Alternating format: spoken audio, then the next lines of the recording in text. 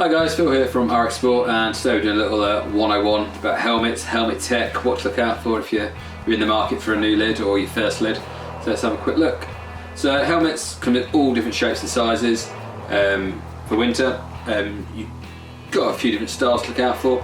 So your traditional helmet, skate style helmet if you will, is like a single shell, one piece of plastic all around the outside with foam on the inside there. Tend to withstand a few more bumps and bangs. Lower price point, great for starting out. Generally, if you're a bit of a park rat as well, check out something like that.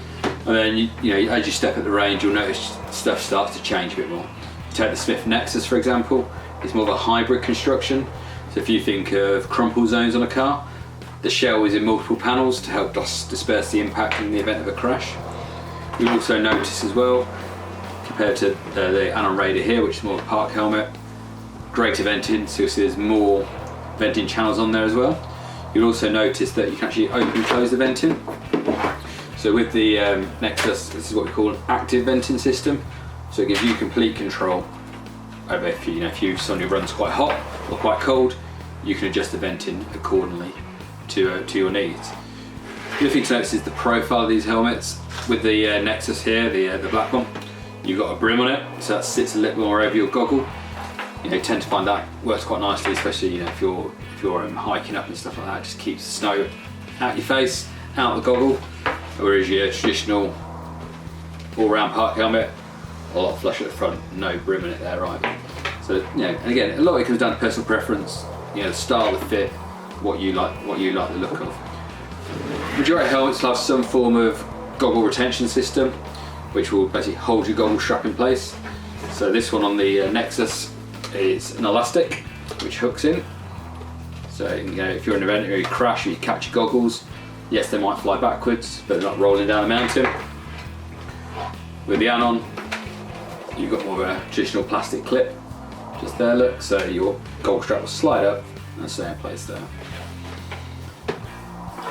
If we move down to the underside of the helmet, you have a number of different fit systems. So with Anon, which is this one here, you've just got kind of a traditional crank dial, so you can pop that on your head, turn the dial, and you can see that there.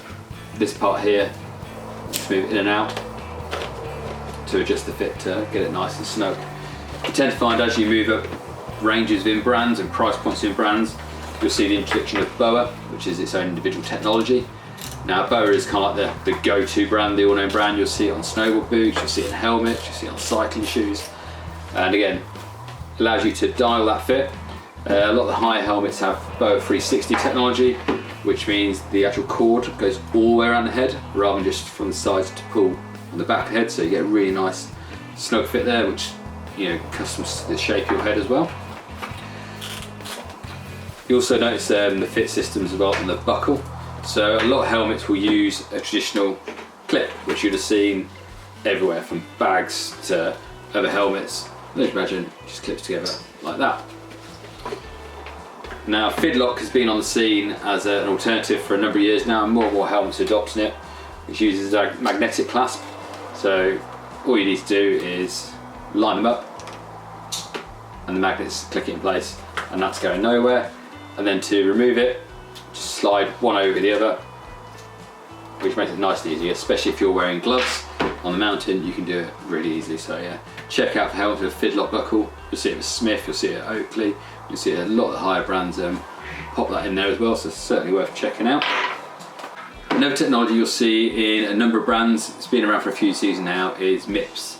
It doesn't stand for multi-impact, it stands for multi-directional protection system, and essentially it's an extra layer within the helmet which allows to reduce rotational forces.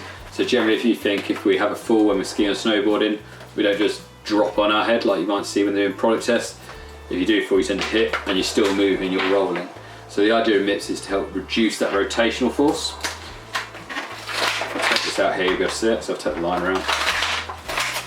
Again, a lot of helmets have a removable liner, so you can imagine after a season, after a holiday, they can get a bit funky, a bit smelly. You can actually chuck them in the wash machine to freshen it up. So again, keep it nice and fresh. As you can see inside here, this grey layer here is the MIPS layer, and I can actually move that independently from the helmet. So again, it helps to reduce that rotational impact, which is likely to occur in snow sports if you have a crash. So certainly check out MIPS. We get asked a lot, what is the difference between a 50 quid helmet and a 300, 400, 500 quid helmet? I say the main things you can really put it down to are the shell construction, so whether it's a one piece or a hybrid with multiple sections to it, the venting, so whether you've got standard passive venting as we call it, or active venting, which allows you to open and close, the fit system, so where it's got a branded boa system or a traditional crank fit as we like to call it, again the clips, MIPS, all these little features you'll see creeping up into the higher end helmets. But everything we do here is fully safety certified. You're not sacrificing your health, your safety by going for a budget helmet. It's better to wear a helmet than no helmet at all as well. So certainly check out our full range to see what's out there and what's on offer. So that's just a little introduction to helmets, what to look out for, what stuff is. We've got a full series further on, which will fine tune with regards to bow, with regards to fidlock, with regards to venting. So be sure to check them out as well. Any comments or questions, pop them down in the box below and we'll get back to you. Thank you.